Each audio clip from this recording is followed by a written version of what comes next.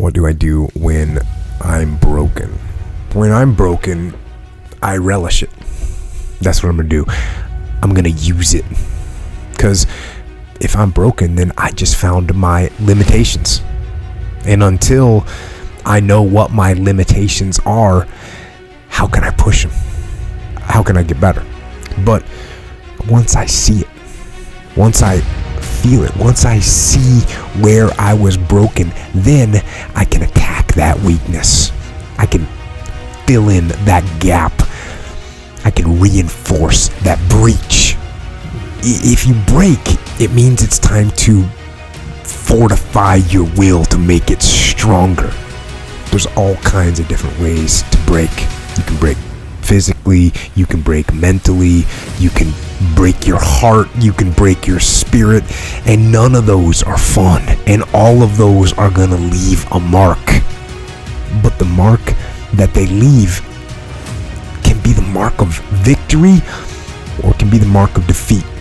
Because every time you break, and in every way that you break, while it's a chance, it's definitely a chance for you to give up and for you to just to fall apart. But there's also opportunity. There's opportunity to get stronger and get smarter and get faster and get tougher and get more stable and get more resilient and get better. When you break, you have the opportunity to show the world, the whole world, what you are really made of. So if you break, the fight isn't over. In fact, if you break, the fight is just beginning. And as you crawl up and out of that dismal and wretched place,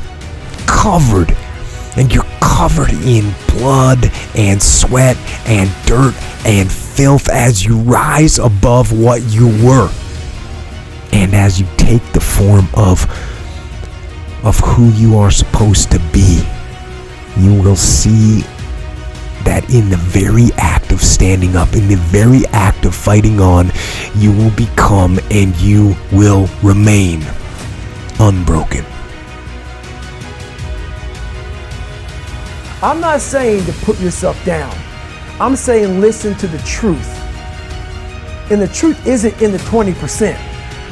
The truth is in this other part of your brain saying, look, man, you're wasting a bunch of percentage here. We have 80 more percent that we're not tapping into, because in this other 80% is suffering, pain, failure, self-doubt, darkness, and then a whole bunch of light. So a lot of us know that. I can get over here, but over here, man, this is much better, because I gotta go through this journey that is not fun. This from 20 to 100%. So we decide to live over here. So everybody goes, how do you do that? You know exactly how to do that. You know exactly, it's not a magic trick. There's nothing I talk about in that book that's a magic trick. It's all back down to a very primitive mindset of we just have to do. It's like breathing. Breathing becomes normal. Like we don't know that we're doing it. That's how you have to live your life. When that alarm clock goes off at 4 or 5 in the morning, your mind says no. You just say, this is what we do. It's what we do now. Because to get to where you want to go, the amount of pain involved, I'm not saying physical, I'm not saying you got to break yourself off. The amount of mental pain of how many times you're going to have to do something that you don't want to do to get to where you want to go is going to be, there's going to be more times you do something that you don't want to do than you are going to want to do. And that's your new norm. So then it's like breathing. And then once you do this over and over and over again, it becomes like breathing.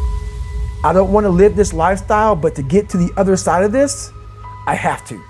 So if you really want it, you realize what trying is and what trying is not.